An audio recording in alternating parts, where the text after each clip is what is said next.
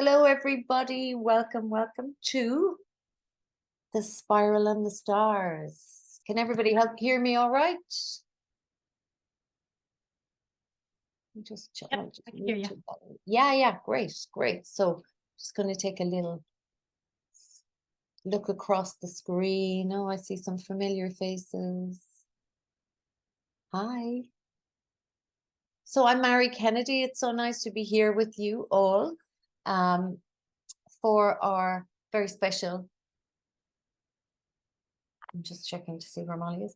Our very special webinar. Molly's just got an issue with sound, so she'll be in a few minutes. So while Molly's getting her sound checked out, let's just get ourselves landed into the space. So I just want you to take a couple of breaths, and as you do, just close your eyes. You're all set up technically. You've got onto the webinar. So just from here, let yourself drop back.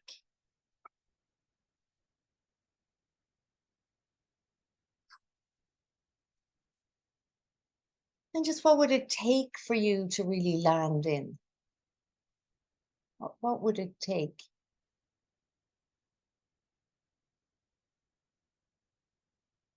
Can you give yourself that? Just allow yourself to land in, to lean back, to arrive into this space. At this time when there is, we're in the planet, it's so intense, as we'll be hearing from Molly, of course, but just really allowing yourself to connect deeply with yourself, to find your breath in your body.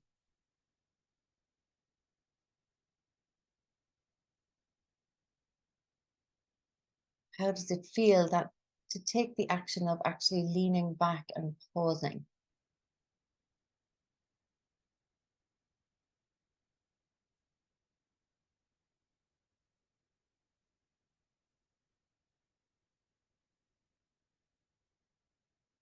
And just connecting to this moment in time and space.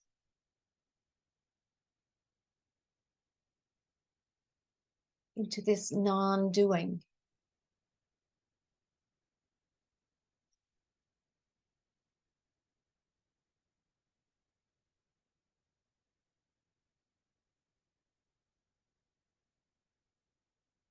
I'm just taking this time before we move into a lot of words and a lot of information and maybe some new stuff for people.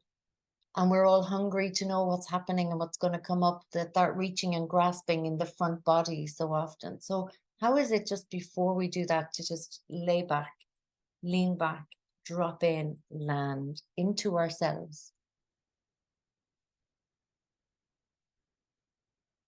So that we come to a place of receiving and listening from a deep place inside ourselves, not from a grasping or a reaching or a need, but more from just an allowing, a receptivity, the beautiful feminine.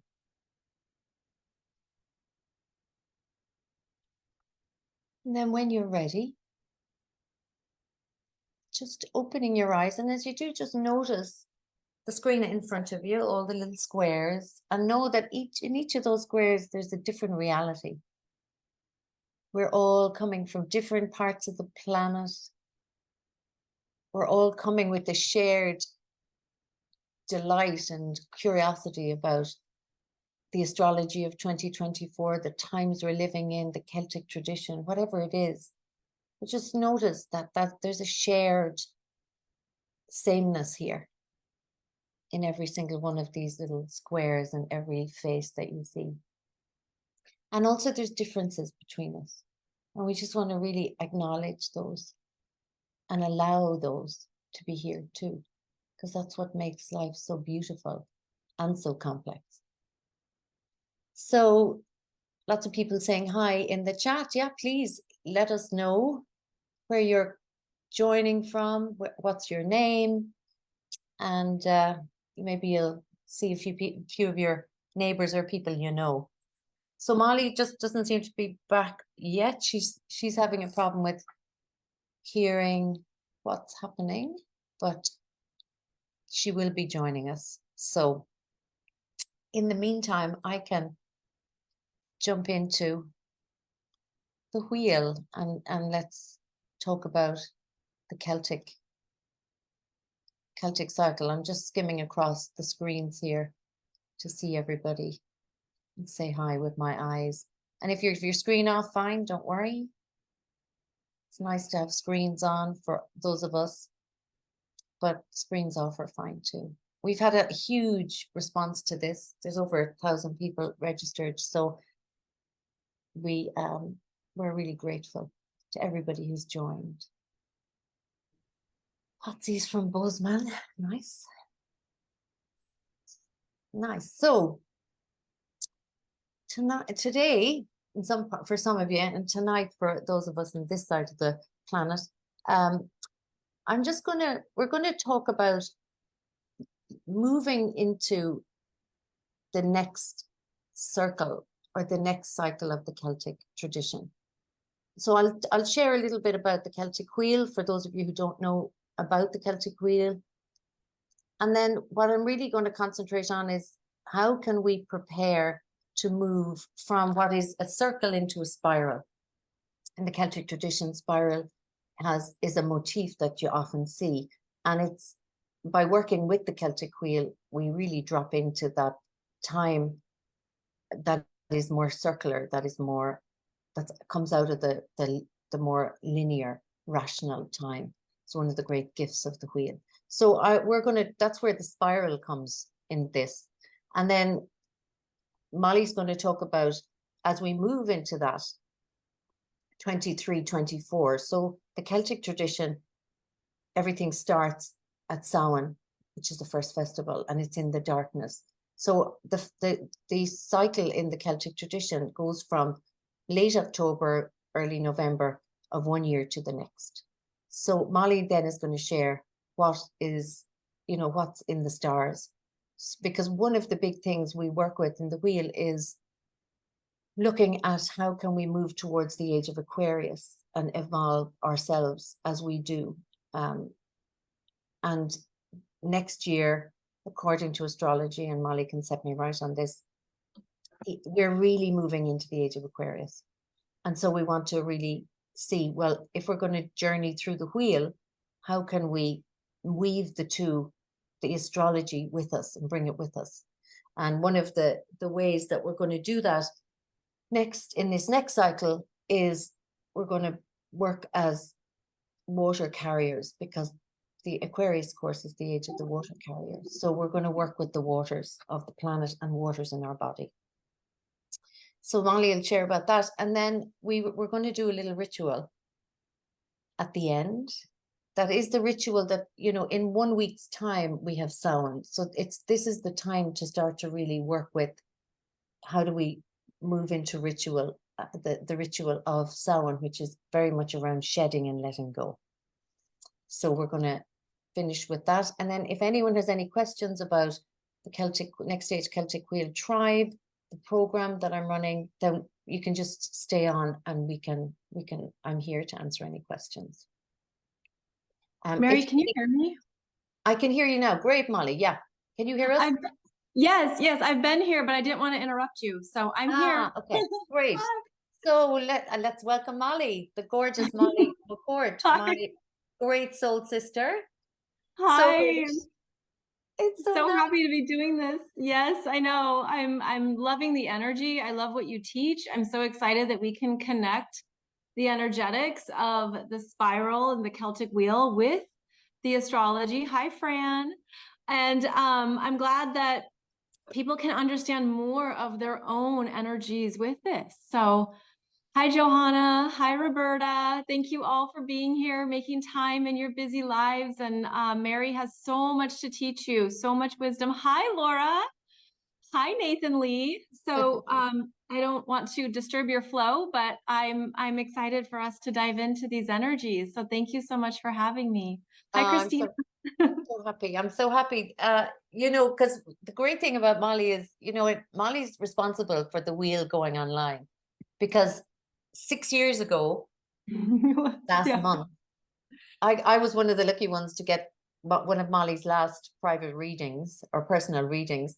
And she said to me, you need to be online in 2019. And I was thinking, I've nothing to put online. And I had been doing the wheel for 7 years in my yoga. And then in meditation, in the middle of October, about 3 weeks before Samhain, I was sitting in meditation and I just got put the wheel online. And that's how Molly has been key to it going online. So, and then we were lucky we got to become friends. And then this last year, Molly came to Ireland and we met in person, which was really nice, really great. Yeah. So, yeah. And her mum is from the West, has, you know, she's great Irish roots. So it's all just lovely circle been squared. So yeah, I mean, Molly, let me introduce Molly for those of you who don't know her. I'm assuming a lot of you do know her. Yes, she's an amazing podcaster. And she is an author. She's an intuitive astrologer. And she has a fantastic podcast, YouTube channel, and also on Instagram. I love your Instagram too, because it's always very funny. Always Oh, thank you. really great. But YouTube is where Molly does a lot of her podcasts. What do you have, 2 podcasts a week, Molly? I do, yeah. Mondays Yeah. and Wednesdays, and then other videos going out with various themes and teachings, and just all with the intention of helping us work with these big energies to know yourself more, because that's your real power, is knowing your energy more authentically, not the programming, not what we assumed, not what we thought we would be, but getting into your authentic energy, which is so much of what we're moving into with the age of Aquarius. So this is an exciting time. And I love too, Mary, I just want to say, like, I love the ability to put these modalities together and to talk about the Celtic wheel and the astrology, because they're all interlaced in some capacity, everything being woven together. So I'm grateful that we can have this conversation. And I trust that everyone who's joining us is going to make probably some really awesome discoveries too about what this next cycle holds for you. Yeah, and I think I always, since, you know, I've worked with astrology just personally since 2005, and I have, working with the wheel, I always hear and feel these overlaps, you know, like Samhain and Scorpio season. Yeah. They just overlap so well. So it's two wheels and the wisdom of two wheels together. I find them fascinating. So let me just kick off with a little bit around the wheel. You're getting lots here in the chat about your a favorite astrologer, Molly. Well, they're biased. I'm the only astrologer here. I think they might disagree, but Thank you. anyway. Thank you. That's very sweet. Yeah, Thank you. great. Okay, so I'm going to share my screen and just introduce the wheel. Generally, some people here I know there are loads of people here that have done the wheel before, but just bear with me in case any of you who don't. So if you have questions around the wheel, please put them in the chat. I'm going to suggest that if you have questions for Molly, it's kind of, we don't have time. It's impossible. There could be so many questions about our personal astrology. So if we can keep the questions to just anything you have a question about that I'm sharing, or anything you want to know about the wheel, I can definitely take those. But I think for Molly, it would just be too much to try and answer all the questions. So I'm just going to share my screen. So Jenny, who's with us here, Jenny Simpson. Thank you, Jenny. Will you just unspotlight us, and then I'll share my screen.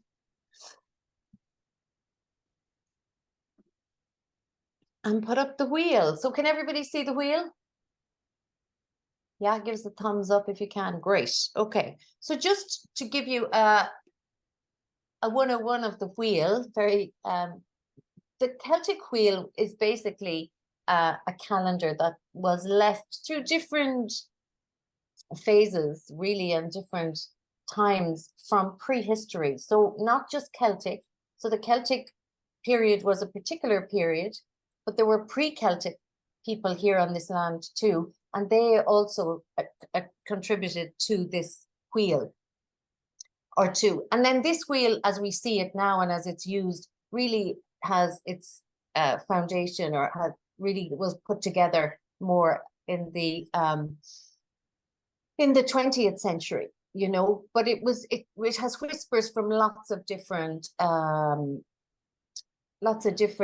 like folk tradition, mythology, from Wicca practices, from pagan practices.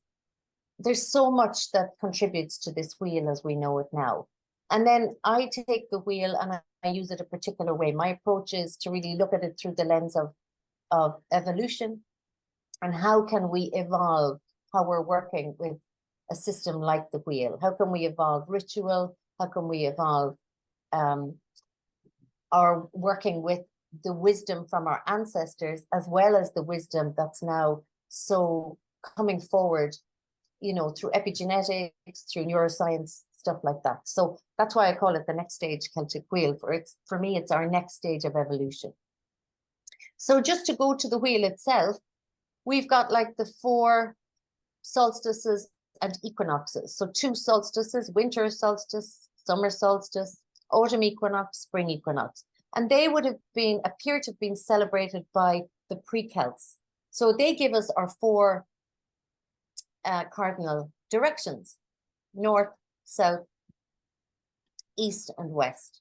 And then in between each of those festivals, exactly halfway through, is what's called the cross-quarter days. And these are Samhain, Imbolc, Bealtaine, and Lunasa. And they each came with the arrival of the Celts, started to celebrate these festivals, because these were related very much to the agricultural year. So Samhain is the very beginning of the new year. And in each of these 4 cross-quarter days, they herald in the new season. So they really begin the 4 seasons. So Samhain is the doorway into winter. Imbolc, which means in the belly. Samhain means the 3 days at the end of summer, which is a bit misleading. That's what it means. That's into winter. This Imbolc is into spring. Imbolc means in the belly. It's really referring to the what's in the belly of the lambs, what's in the belly of the earth just before a spring announces itself. Bealtaine, a lot of people know that festival. It's the doorway into summer, and it is all really about the blossoming. And then Lunasa is the harvest. So those are the thresholds, the sacred thresholds, the 8 sacred thresholds that we celebrate. And the whole work of working with this wheel is, how do we stand at the center and inhabit all 8 of these energies? Because each of these thresholds brings a different energy.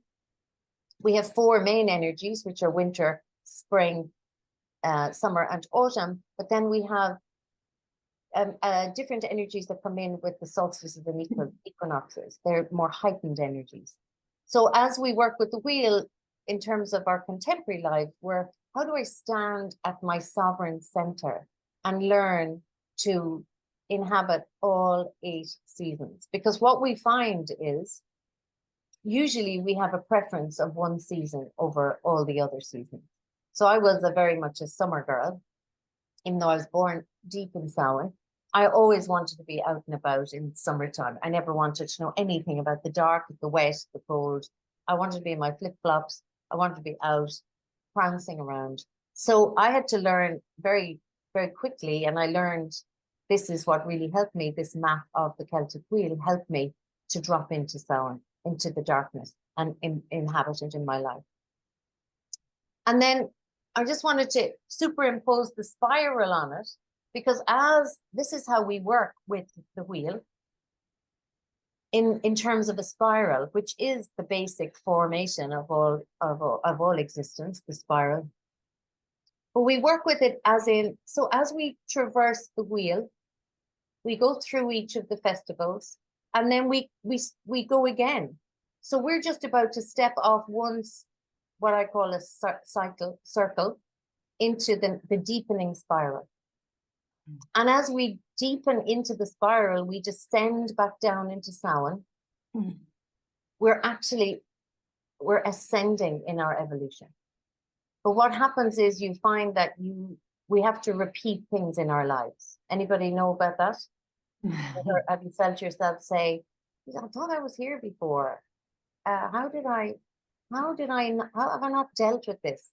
That's what's called when you're on the spiral. You've just arrived at the same point, but you're in a deeper place because actually you've a greater capacity of tolerate it, and then to actually transcend and include what is happening and what you're moving through.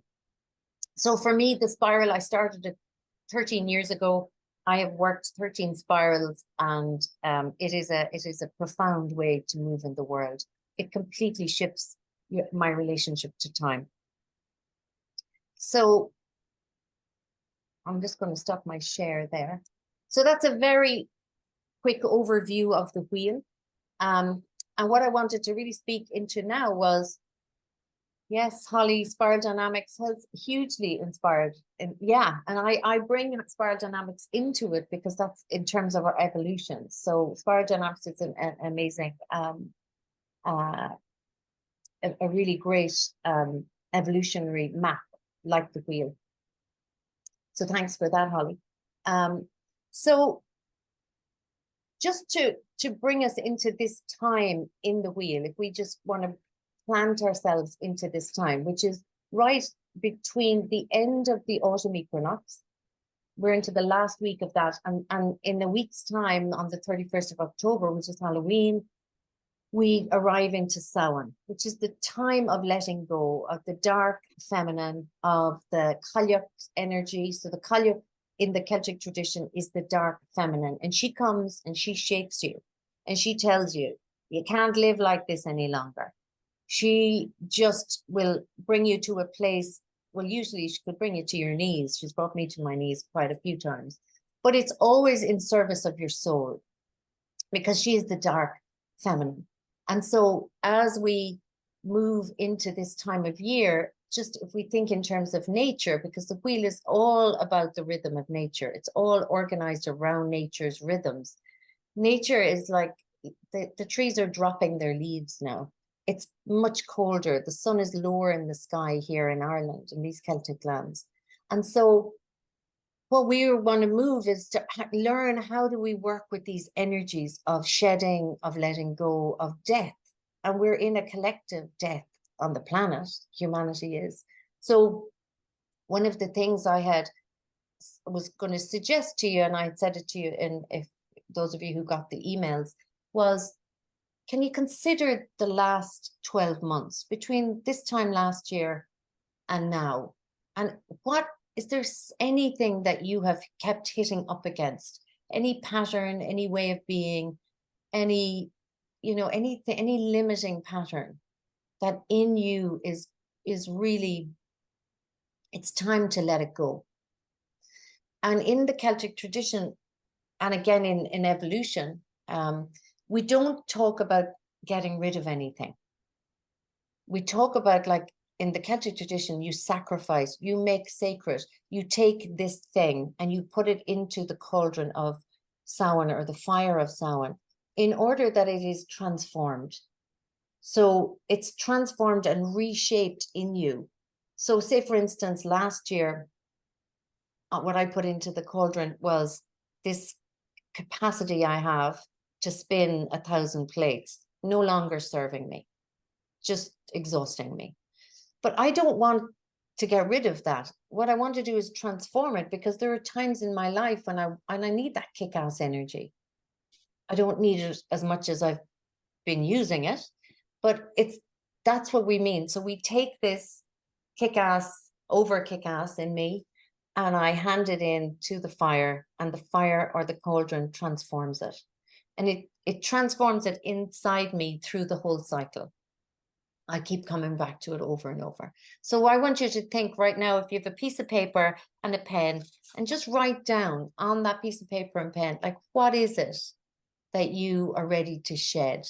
and transform and make sacred as you hand over into the fire of Samhain. Yay, I like it, Holly. Alchemy, exactly. It's alchemy. It's 21st century alchemy.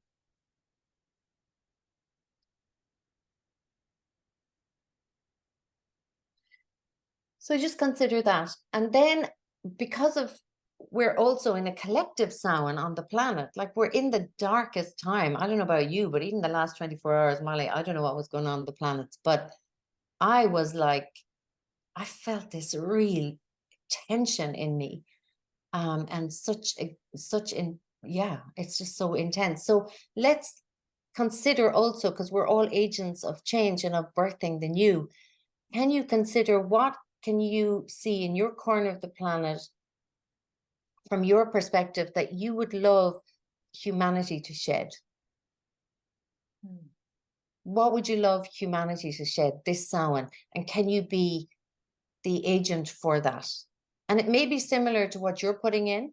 Like I'd like humanity to shed a lot of that overdrive.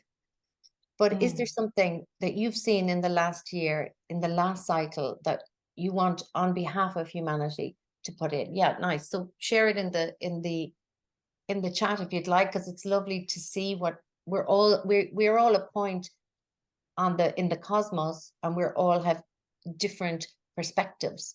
So let's get this out and let's get it transformed. Nice. And then write it on a piece of paper so we can get ready to bring it into our ritual. So I'm not going to try and read them because my eyes can't travel that fast. But I'll share this if you'd like in the recording when we send the recording out. Yeah. There's a lot of beautiful contributions that people are writing here. So thank you all for what you're sharing, because I'm seeing it as it comes up on the screen. And, one thing that I'm feeling is like we're describing a lot of our survival programming, our primal needs, almost like the root chakra, sacral, solar, like you could use it through the lens of the chakras of what is needing to be healed, evolved, what needs to be put into the spiral, as Mary said, to help us look at what we keep and what we don't keep. And I love what you shared, Mary, about the overwhelm, all the spinning plates, all the things that we need to do, we try to do, we want to do. And that's, as you know, of course, like our over masculine. And I feel like we're in this beautiful awareness of like when we need to give ourselves a break, when we need to take a step back, when we need to prioritize more of our feminine energy as well. So it's so beautiful also to travel through the spiral with this awareness, because it really puts you into touch with how you're showing up and also your own power to see it, observe it, and change it. Yeah, I love that, Molly. It is, and it's like when you look at what everyone's sharing, it is a real picture snapshot of our collective where we are. But when we come together like this, it's like, well, for me, it's a relief. I go, wow, okay, other people are feeling this. It's not just me. Amazing. So universal. Yeah. So I think, Molly, so if everyone has if you have a piece of paper, write it down. 2 pieces of paper. 1, what you're shedding and willing to transform. Could be from your lineage and your ancestors. It could be from this lifetime. Who knows? It doesn't matter. Just put it down because it's going into the fire. And then if you want to write down what you've shared there in the chat about what do we want to see transformed in humanity, so we can move into the Age of Aquarius. And I think that's a good place for me to hand over to you, Molly, and maybe share what, as we move into Samhain 23, around the wheel into that deepening spiral of moving into the Age of Aquarius, what have the stars to tell us? Well, one thing that I've always loved about astrology and the Celtic wheel is how synced up they are.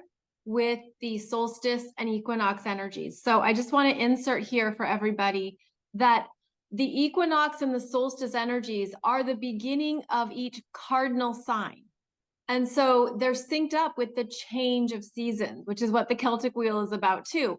And so it's the beginning of the cardinal signs that we check in on what we're starting initiating as we meet up with each solstice. We know the next solstice coming up will be the Capricorn solstice. And then it's just beautiful how you can look at that energy in yourself.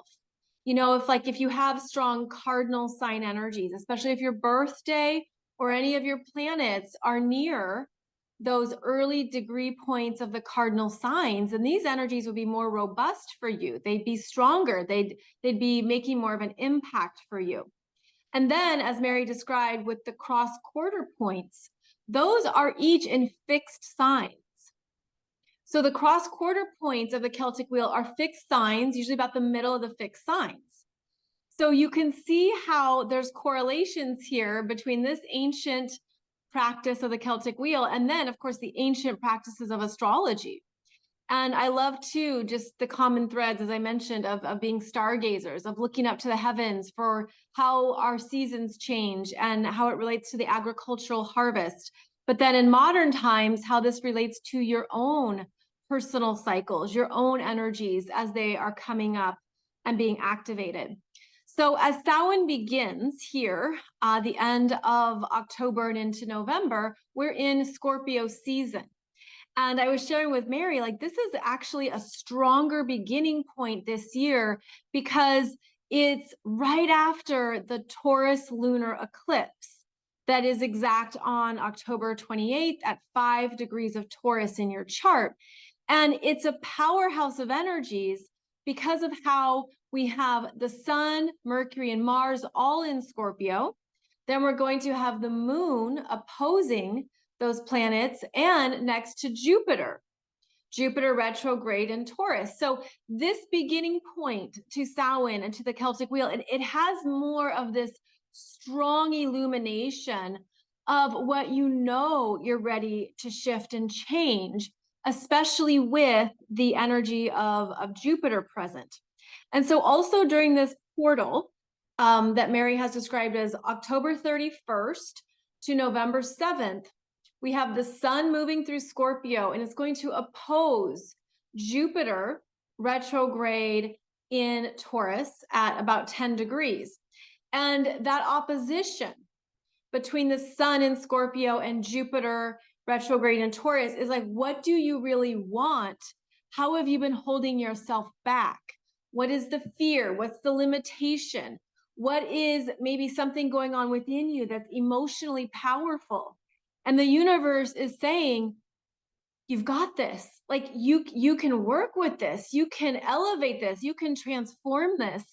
And it's such a powerful beginning point to this spiral journey because there's even something within you that knows there's a better solution. And that's part of this Jupiter in Taurus. I mean, Jupiter being, of course, about expansion, wisdom, even looking at your belief systems and what drives you and what then creates your manifestations because of what you believe. Jupiter in Taurus, especially retrograde, helps us have patience with ourselves. You know, the patience it takes some days to just take it step by step, day by day, stick with it, see it through. Jupiter and Taurus being the tortoise, the tortoise and the hare, if you will, where the tortoise gets there, slow and steady wins the race. And just to give yourself that reassurance right now that if something's coming up for you, as Mary described, that you're aware of what you want to change, but it could even be what you want to do less of. What I personally have found is like, there's things like I'm ready to ask for help because as Mary described, there's too much I have going on at times. It overwhelms me. It's too much. I can't handle it all. And I feel like that's what I'm looking at as we move into this Taurus lunar eclipse. But there's things here where it can help us with our own self-moderation, where you're just understanding, okay, I tried it this way, or I did something in that direction. It's too much, and I'm going to refine it. I'm going to look at it in a different way to moderate it a bit. And to do so in a way that supports your core, that supports your sense of this is what really resonates. This is what I can really handle. And there's also something here in the energetics as we move into Samhain and we descend into the darkness, is to know how, of course, your soul is always with you. Your soul is always traveling with you, but it's a different kind of communication that can come up this type of year as we descend into Scorpio energies and we meet new parts of ourselves that have been hidden, hidden behind the veil, hidden in our subconscious, hidden in a fear. And I always think of Scorpio energy as one that helps us, really dig in to find new gold nuggets and to look at, okay, how can I refine this? How can I make this work for me? How can this be something that I'm in control of, that I feel powerful around, instead of perhaps the opposite, where you could feel overwhelmed by something, overwhelmed by a fear, overwhelmed by something that feels way too big and scary. This is an energy of what are you ready to simplify? And that can be, of course, in your life, but also in your own consciousness. Like, I feel it as, how is my mind made something really excessively big or just too much? It's kind of like calling yourself out on your own crap or calling yourself out on your own fears, where you're like, I don't have to think of it this way anymore. I can have a new approach, a new understanding. I can see it in a new light. And that's a big part of this Taurus lunar eclipse, is like, what are you ready to see in a new light? And to also have that deeply connect, like to feel it really, really integrate into you, because it's supporting you. It's supportive of what is really true for you now. And so what I love too about this journey through the Celtic wheel is that there's the support of what you're transforming, of what you're moving through, because we are moving more into these Age of Aquarius energies. And just to quickly explain that, the Age of Aquarius is based on where the Earth is in the constellations, and it moves in reverse. So we are coming out of the Age of Pisces that we have been in for over 2,000 years. And as we enter a new age, we do so in layers. It's similar to waves, waves of incoming energy, waves of themes. And so there isn't a set date when it starts. It's not like the Age of Aquarius starts Friday, so look cute. It's like this like it's coming in, and we've already had these energies coming in, especially if you look at it through the outer planets, when we had Uranus in Aquarius, when we had Neptune in Aquarius, and now we're moving into Pluto in Aquarius in 2024, when Pluto enters Aquarius in January, the same day as the sun enters Aquarius in January. How's that for some serious synchronicity? Pluto and the sun both enter Aquarius on the same day, January 20th, 21st, 2024. And these are the energies of really owning more of your authentic frequency. And this is where we start to see where we tried to fit in, where we thought we had to be validated by a crowd, where we thought we needed to be part of something, when the truth is we're always a part of something. We're always energetically connected to the whole. The Pluto in Aquarius, though, it stirs up the parts of us that need to evolve. And I think of it too as how Pluto in Aquarius, Aquarius being a fixed sign, it's really going to emphasize that part of the journey through the Celtic wheel of, what am I really seeing in myself in a whole new way that supports my gifts, that supports my need to be an individual.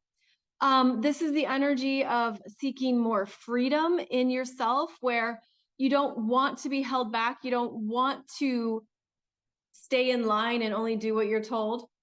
But as the energy moves from the Age of Pisces into the Age of Aquarius, Aquarius is the water bearer. And it is a fixed air sign. It's not a water sign, right? Because Pisces is the water sign. But the energy of Aquarius is pouring out the knowledge, pouring out the information. And I feel this as like the stream of energy coming into our consciousness that we've been detached from, we've been unaware of. Because as we've been in Age of Pisces, what we're seeing is where we've given our power away, what we thought we had to do to be of service. This is the energies of persecution and feeling isolated. This is the energies of where we could even have felt like a misfit and that we weren't good enough.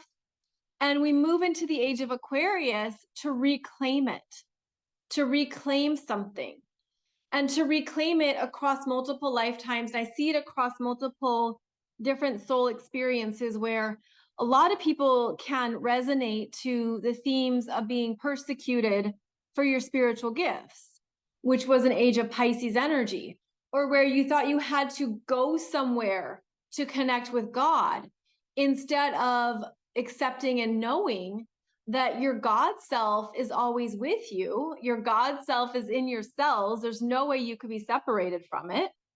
So this is the energy too of like, well, what do I know? What am I certain of? What is rising up in me that I'm meant to see and powerfully step into? And this is where the energies of the Age of Aquarius are helping us evolve as well in our diversity. And it's in our diversity to accept our differences and how every one of us is going to be energetically designed in our own unique way. It's also can be an opening into greater understanding of others, acceptance of others, acceptance of diversity. And that doesn't mean you have to 100% agree. I mean, I hear the word tolerate. I personally don't like that word because to me, it reminds me of a cat. You know how a cat will tolerate you? It's kind of like there's the energy here of like, well, I accept it. It's a deeper acceptance of what is. Can we do that starting with ourselves first and then extending that to others? So we take that compassion of the Age of Pisces, which is a strength of Pisces. Pisces being very creative, very tuned in to our intuition and our spiritual essence, very tuned in to the altruism and unity consciousness. Can we take the best of the Age of Pisces, bring it into more of these Age of Aquarius energies to accept each other with a sense of course, you're different than me, and that's why it's beautiful. That's why it's perfect. I feel like it opens up so many things too that we're going to be understanding and learning and working with. And I feel like a part of this cycle, of this spiral, is that we're going to see new parts of ourselves to accept, to accept the fullness of who we are, which is Aquarius energy. Aquarius is the sum of all the parts. It's the wholeness. It's what makes a beautiful collage, an amazing mosaic. So we're stepping into that, but first we have to work on it individually. We have to work on it personally. And those who are aware of the astrology and you're aware of these ancient practices like Mary teaches, you have a heads up on what this means for you because something within you at a soul level is guiding you forward. So this is exciting energy. This is big energy. Obviously, everyone on the planet is feeling this in their own way, but it's also huge evolutionary growth because also in 2024, we have a lot of galactic energies coming in and coming up. There's going to be a galactic air grand trine with Pluto in Aquarius, Sedna in Gemini, Jupiter in Gemini, and the super galactic center in Libra. We're evolving in ways that we don't understand yet. It's almost like it just would blow the human brain to try to grasp how much our species is meant to be shifting and changing over this next year. And there's energies here that are quite exciting. You know, we've got to still buckle up for the ride and enjoy, you know, things as they come up, as shocking as they might be. But the way I feel it is like what we're seeing more of are deeper truths. You know, what's been hidden about humanity, about the history of our planet, about our connection in the cosmos to other non-human beings, our galactic origins. I mean, this is all big stuff, but it ties in beautifully as well to these ancient practices, especially the Celtic practices, because they were very wise beings. And so much of the knowledge was lost at some point in modern times. You could certainly relate it to religious wars or incoming patriarchy, rulership, and even how the energies that came into Ireland or other places on the planet, you know, there was something that was lost. You know, there were practices and rituals that were lost. And just look at how we're able to reclaim them, and we're able to determine, you know, what we want to keep, what we want to work with, and why it's valuable now. So I feel like this is an exciting time to not only journey through this Celtic wheel, but to look at it more specifically in your astrology chart, as it begins here with the sun in Scorpio. And you could apply it in that way to your astrology chart, where you could go find, okay, where do I have 10 degrees of Scorpio in your chart by house placement, any house, and you don't have to have a planet there, but you would identify, okay, 10 degrees of Scorpio is where Samhain begins, the descent into the dark feminine energies. And then you could look at the Celtic wheel through that lens as well, at a more personal level of how it correlates to your natal astrology chart.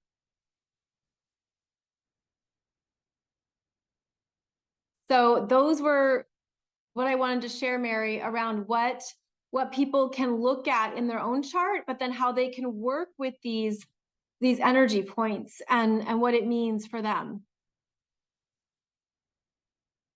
Thank you. Yeah, I was scribbling down so much I had to mute myself.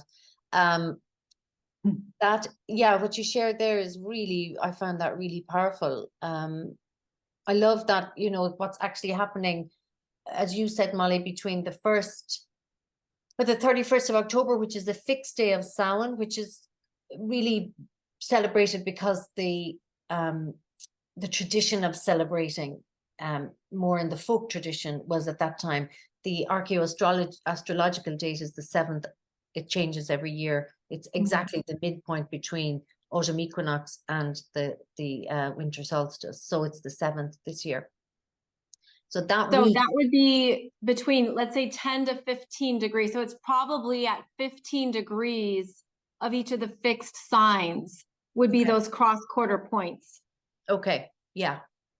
It's so interesting. And I love, you know, just the whole spiral and the evolution, and how you spoke about, we take the best of Pisces age. It's exactly the same thing about at Samhain. We don't get rid of anything, because we can't get rid of anything. We're in an energetic universe, but we can actually transform it. So we take the best of Pisces.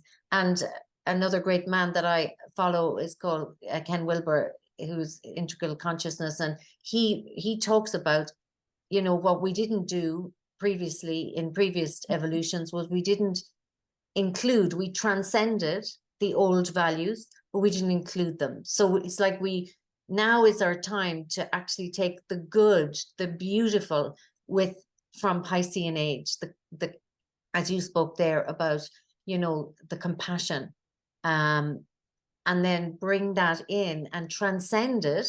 So transcend anything that's limiting about the Piscean age, but include it. And we're doing exactly the same on our personal spiral of this cycle. Can I bring what's wonderful? Can I bring that into what I've learned, the wisdoms I've learned this year? can I bring those forward so I keep those?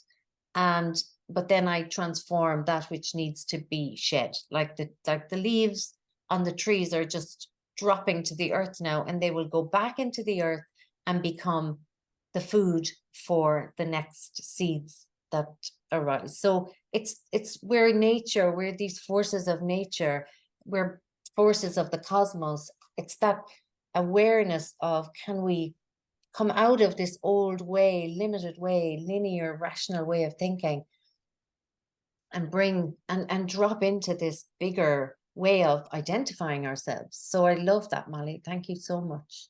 And I see too how the age of Pisces is about even idealism and a sense of, well, what do we want to carry forward so that we don't lose hope?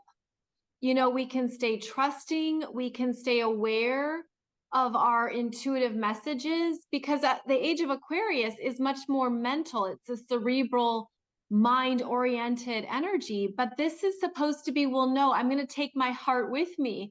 I'm going to take my compassion. I'm going to take my crown chakra with me.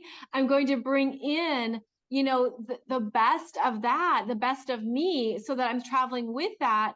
And I'm not surrendering that to the power of the mind or the power of what I think it should be. It's like there's something here about a beautiful dance between, you know, feminine, masculine energies that we're integrating in this cycle in a very new way. Yeah. And that's certainly what I would feel from the work with the wheel. It's, you know, I was probably on my sixth or seventh cycle of the wheel, and I realized, oh my God, this is actually a map for integrating the healthy feminine and masculine energies. Because and this is why I think a couple of reasons why the wheel is a way that we can really move into the age of Aquarius. It helps us. It's a map for that. Like the whole first 6 months of the wheel of the cycle, we're dropping into the feminine energies that we're really just reclaiming them. We're resurrecting them because they were gone into banished for so long in the conditioning.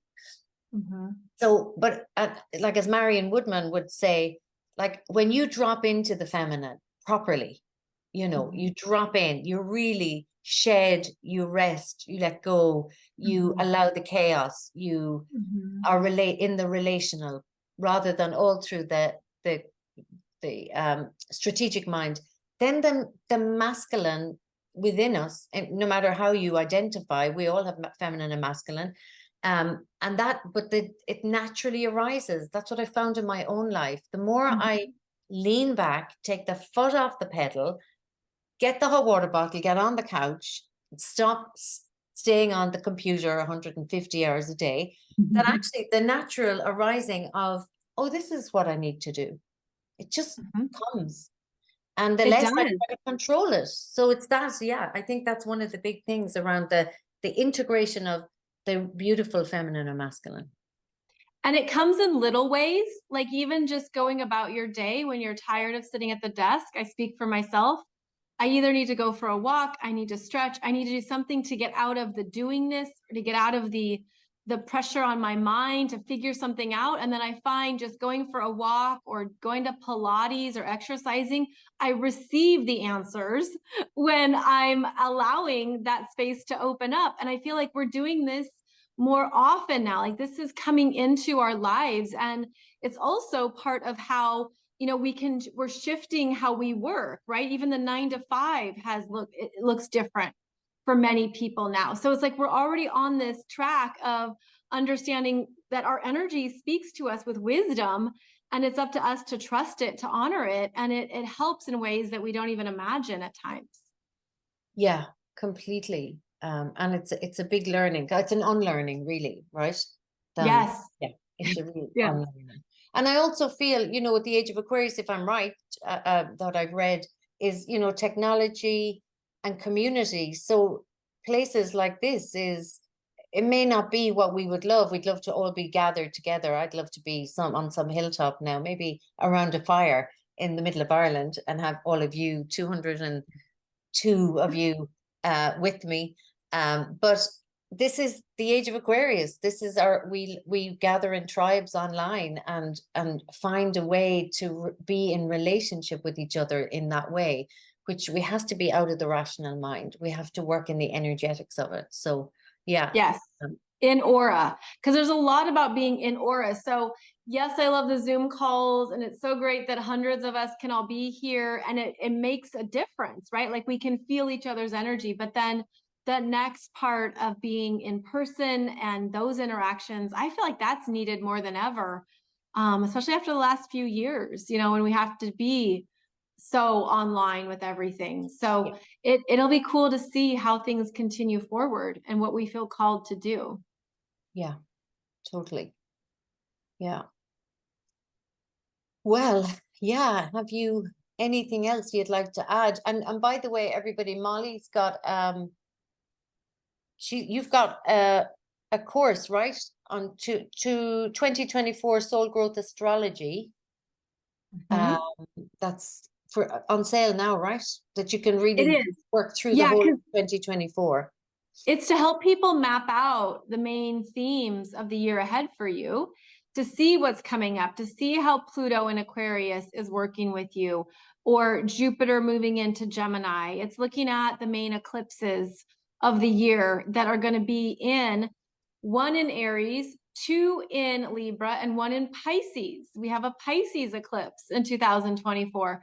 It gives you a heads up on the Mercury retrogrades. It's just a way to see what themes you're moving into. And that's another way that astrology is so awesome, is that you can see it in your own chart. You become your own astrologer. So yeah, I've been doing these annual programs since 2020, and people really love them because you learn your own chart more, you learn your own energy. So yeah, it's on sale as well if anyone's interested. You just have to use coupon code 2024 to get the whole thing for $33. It is a fire hose of astrology. Like it's a lot coming at you. So the idea is you come back throughout the year and keep checking in and looking at how things are showing up for you. So it lasts and gives through the year. Yeah, Done. it does. Yeah, I did last year's one actually and found it really useful. And like, Good. would you say, Molly, that you need to know, like, what level of astrology do you need to know? Good question. You need to at least have the basics down. You need to know the astrology signs, the houses, the planets, and aspects. Like those are the basics of the language of astrology. And then this moves you forward.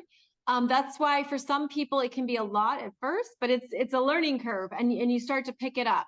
And we're talking about transiting planets as they show up in your chart. I do have a course that you can learn about transiting planets if that's new to you, but that's important to know as well. So it is a little bit more intermediate level astrology, but that's what people love, is again, they can see their own energy and learn more about their own chart. Yeah, amazing. Thank you. Great. Well, then, are we ready to do our little ritual? Let me just get everybody on gallery and let's see. So, we're gonna just if you have joined a little later, we have two pieces of paper, one which says what you would like to shed this Samhain. And we're just going to begin the shedding because Samhain lasts right through into the winter solstice. So we're going to begin this. This might change. Just because you do this tonight might be the first that you do of a number of letting goes. So really, you know, it's never straight lines in the Celtic wheel. It's just as Molly said about evolution and about the age of Aquarius, it's like waves, and we can keep working with those waves. So the first piece of paper is like, what am I letting go of? And the second is, what am I letting go of on behalf of humanity that I see humanity needs to let go of? And we've so much in the chat. It'd be great to just be able to burn the chat. Maybe I'll do that. I'll write it all down and put it into the Samhain fire in our Celtic Wheel tribe. So if you have a candle, you can take your candle. I'm not going to suggest that you burn the piece of paper in your candle. I'm not responsible for your houses going on fire. I've got a cauldron. So it's going in there, and energetically all of yours will go in there. And then, so how I work with the Celtic elements is fire and water. There's lots of different ways that people work with the Celtic tradition. So the way I work with it is based on what I would have learned through mythology, and it's fire and water are the elements. They're both like, so I have like a little bowl of water here. They're purifiers and transformers. So they're used in both of those ways in ritual. And this has water from last year's cycle. So one of the women collected some water from Bridget's well at Bealtaine last year and gave it to me as a present. So I've added some water from, I live close to the sea, so I've just added that in. So again, it's this layering and more spiraling, and I gather and bring that in. So we're going to just take, if you have water, you can just take it and just clean your aura. It's always lovely at the beginning of any ritual to just clean the aura. Do some cleansing. And if you don't have water, you can pretend you have it in your hands and use your imagination, and you can cleanse your aura in that way. So we're all magical beings who can do this. So cleansing all of that. And our intention in this ritual is to start to shed, to begin our shedding, to move into the deeper spiral. So when you're ready, take in your hands the piece of paper, and you can read it and hold it in your hand. And I want you to speak the words. So whatever you're letting go of. So I've decided I'm letting go of self-persecution, inspired by what Molly spoke of, because that felt like it covered what I really was feeling in the last couple of days. So taking that into my hands and just holding it. You've got 3 cauldrons in the Celtic tradition, and you've a cauldron in your belly, in your heart, and in your head. So with the head cauldron, just naming what you're letting go of, speaking it out loud if that feels good for you or appropriate where you are. If not, you can say it quietly to yourself, self-persecution, and to your heart, self-persecution, and down into the belly, self-persecution.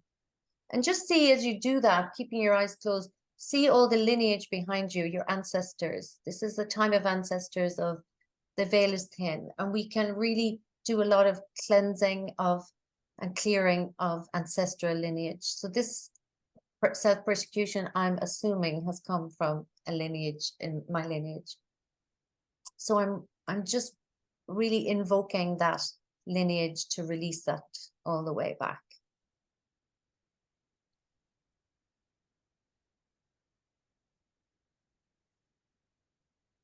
And silently say, I release, I release, I release 3 times.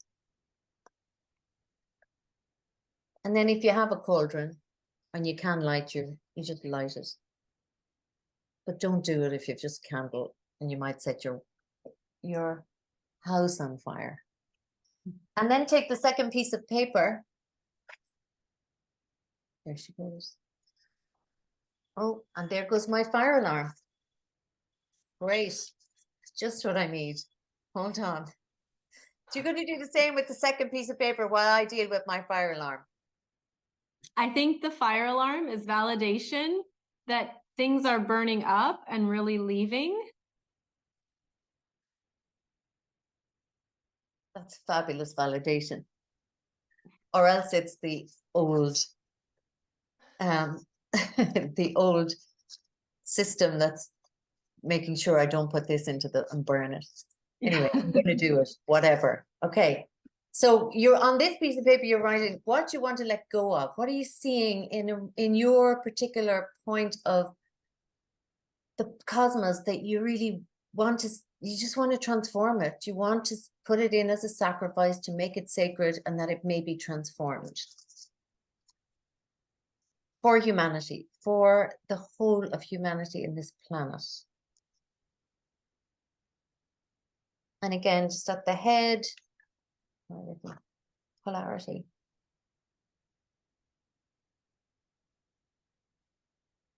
And at the heart.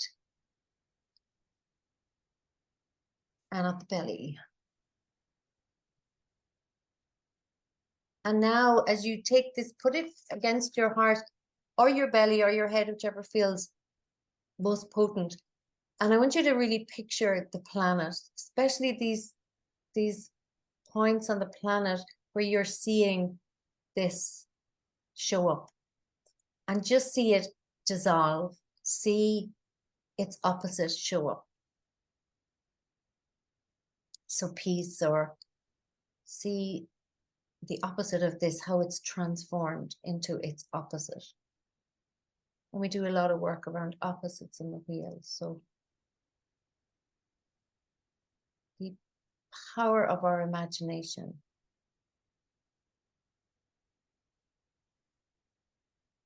And then again, take it and burn it.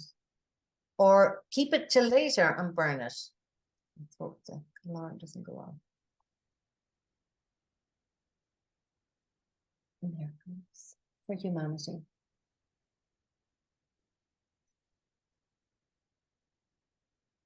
Well, Mary and I are both fire signs, so we like it in some way. But I feel like it's the cleansing power of fire. And it actually is so beautiful when you think about, you know, the descent into Scorpio season, and then Scorpio season requires us to go into all that we want to burn up and transform. And then it changes in Sagittarius season 2 as well. Okay. Everything under control, or everything completely out of control. Who knows? I like what Vanessa says. Vanessa says the house is resonating with the transformation, the transmutation. Yes, yes, yes. I like it too. The house is participating in what you're letting go of. That's correct. That's great. The ancestral, yeah, it will make us cry. It's great. It's a release. It's a beautiful release. And Holly, your lighter won't work. Oh, let's not, we won't read anything into that. Let's just get another lighter, get a match. Or maybe you just need to sit with it for a little while longer. Yeah, and Vanessa, fire alarm reminds me to integrate these practices. This is the key. We're going back to pick up this lost wisdom and weave it back into a world that just has been really disenchanted without it. So yeah, it's really important. So we'll just finish with a little, I might sing a little song. Yes, I love when you sing. I love when you sing. Well, it's just always a great way, you know, it's so much part of the tradition, and it's a way of invoking the ancients and invoking the new realities. So yeah, I'll just sing a little song. It's arranged by Jack Harrison, who's a great friend of mine. And it is an old Irish air, but it's the song of Amergan, who was the first poet who ever stepped onto the lands of Ireland. And he sang this in order to lift the mist from the Tuatha Dé Danann, who became to be known as the god folk, the fairy folk, who went underground when he came with the Milesians, who came from Spain. And as they were coming onto the island, the Tuatha Dé Danann put a mist on the land, and then he sang this and the mist lifted. So I'm not sure he sang this exact air, but well, what's beautiful, Mary, is that the mist is the age of Pisces. The mist and the fog and the energies of the Pisces energies lifting is part of what this age of Aquarius cycle brings in. Oh, really? Okay. And there is a great legend that the Tuatha Dé Danann, who went underground, the She, are now rising up and coming back to the land of Ireland. So a lot of people are being really connected back into the Celtic tradition. And the warriors are coming down from the hills, and the Tuatha Dé Danann are rising up from deep inside the ground, inside the earth. And in order, at a time when the world needs this wisdom. So I will finish with this, and then we'll say goodbye to Molly. And if anyone wants to stay and ask some questions about the Celtic Wheel tribe, which starts Tomorrow week on November the 1st, doors are closing next Monday. So there's my little cell first. It's a great, just a great meeting at each of the festivals, and a lot of learning around the Celtic tradition. So anyone want to ask me any questions, please do hang on. So I'll sing this and then we'd say goodbye, Molly, and anyone else who needs to go, just you can head off. Okay. Gwiar trosna na fariga, druti roti rain, china farga hillock,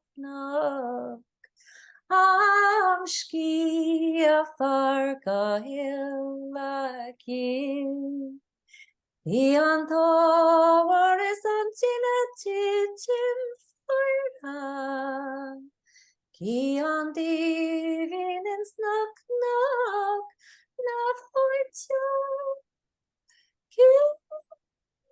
King Sega, Lina Naishka, Kifisega. Conrano Brenya. A little bit high for me, but however. Oh, it was beautiful. Standing ovation. Oh, that was so lovely. Well, yes, thanks. so good. Well, I love singing. I love singing the Irish, and bringing it all back in at the end. Yeah. Do you mind if I just want to quickly, I saw the messages from Christina, Andrea, Amy, Holly, Lady Quinn, Roberta, Peg, Michael and Durango, Darlene, Belinda, Melanie, Jane, LaRonda, all of you. Thank you. Thank you for your hellos and for being here. And I just wanted to acknowledge you. I know there's more. Karen, there's more of you, but just wanted to acknowledge that you were here and enjoyed this. So thank you. Thanks. That's lovely. And very impressive that you can see all of that. So that's amazing. You're so good at that, Molly. So thank you, everybody. Loads and loads of love to Molly. Thank you so much. I really enjoyed it. It's gorgeous 6 years later to arrive into this space together. So thank you. And thank you so much. Thank you for inviting me to be a part of this with you, because I love your program so much. I love your wisdom, your teachings. I continue to learn from you, and I just feel you at that very deep soul sister. When I saw you in Ireland earlier this year, I mean, that was a powerful trip for me, and it was just amazing to be with you in the space, on the land, and everything there. So I'm very grateful for our connection, Mary. Thank you. Me too. Yeah. And looking forward to seeing you again soon. Yeah. Okay. Loads of love, Molly. And I'll hang on here. If anybody wants to ask any questions, I'm here for questions. Thank you. All right. Loads of love, Molly. Thanks.